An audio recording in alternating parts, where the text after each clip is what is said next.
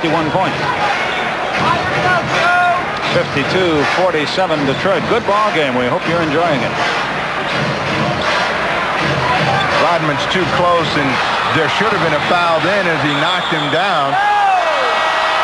And the ball is going to go to Chicago.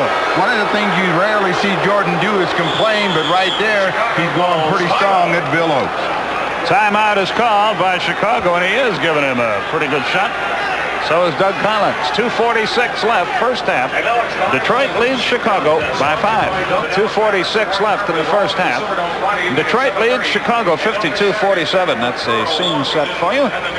And Chicago inbound. The Knicks surprising the Bucks. Three went for 3. Lambier couldn't control the ball. He goes a little bananas. You take a look at the Boston-Washington score at the half. And Indiana clings to the lead over the Hawks. Coming back from a long road trip. They made a trade today. A couple of them this week. And Craig will talk to you about that. The big Houston Golden State jobby, too. What did you think of that one? That belongs to... Well, I thought that Golden State made a bold move, and they're finally already turned Sampson to a spot where he can be a dominant force, and eventually the Golden State Warriors will get themselves a new direction and back on the right track. And a foul, score it for Lambier. A lot of people think that Carroll and Floyd will really set things up in Houston. Well, I think Joe Barry Carroll may be on his way to someplace else. I can't see them being the Twin Towers as we take a look at Brad Sellers trying to get back to a ball that he thought his hands on. And Lambier, who was smoking in that first period of play, has a chance for a three-point play.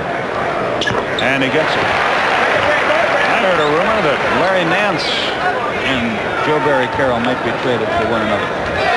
Well, I don't know if I would give up Larry Nance, but certainly you could say the Phoenix Suns are looking for a good offensive hub, Jordan.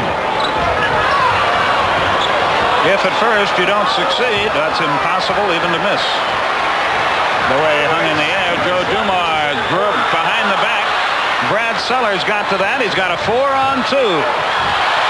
No foul is called. Sellers gets a basket.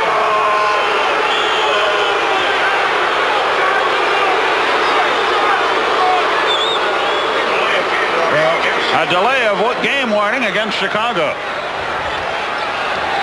Doug Collins telling his team to calm down a little bit, but Jordan went for the rafters on that, and there should have been a foul. That's the second time they've taken him away from the free throw line. They come back with an illegal defense. First warning against Chicago. Chicago's first.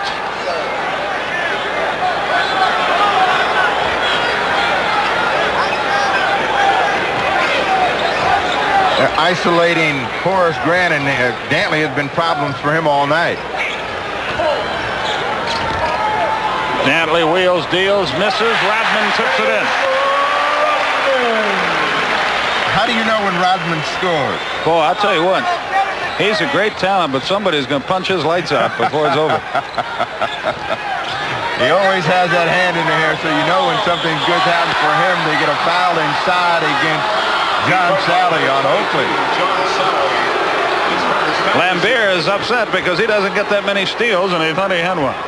No, Rodman's a terrific player, but boy, when you show your opponent up, you're asking for it. Number 34, Charles Oakley. 1:06 left in the half, 57-49.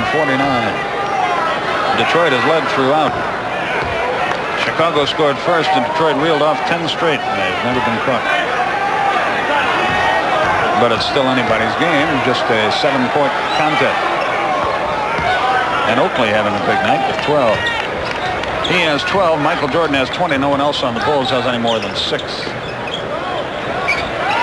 They try to give help, and they just butcher Adrian Dantley in the process. As the mighty Oak comes over and lays one of those arms on him. Oakley calls for that foul. Dantley tells him, that's all right. I'm going to go shoot free throws. Dantley is averaging 8.5 free throws a game. And as he goes to the line here, he shoots his 9th. And that's just what Doug Collins was trying to prevent prior to the game. Dantley got 45. I don't know if I repeated this before or not. But he got 45 against them in an overtime win in Chicago back on November 21st. There are some teams that certain players seem to play better against than others. Jordan does a great job against the Pistons. Dantley the same against the Bulls. Great pass, and Oakley missed the basket.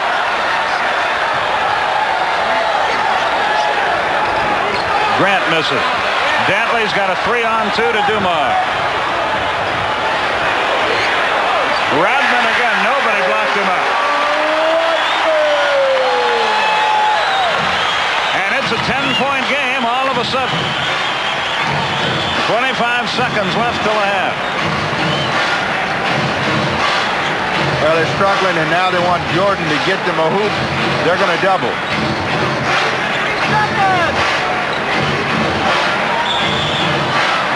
Rodman fouled him, 2 points.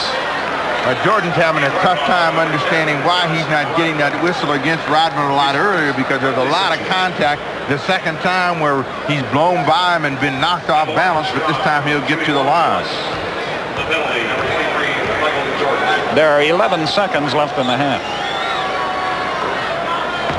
The good thing about having Michael Jordan on your team is you don't really have to be a rocket scientist to understand when you're in trouble, this guy's going to bail you out. So you just try to find him the ball, and he runs around all over, and they finally put it in his hand. He gets a couple of free throws to break Detroit's run. 61-53. You see the time remaining. Lambeer for 3. Tough break for him. Tipped out of bounds. And Bill Oakes reverses himself. It is, as it should be, Chicago's ball with 2 seconds left. Brad Sellers will inbound. You like to try to play home run here, but they don't. Sedale 3. Nowhere near. We're at halftime, and it's been a very exciting first half. At the break, your score: Detroit 61, Chicago 53. We'll be back in a bit. Craig Sager will be with you right after these messages.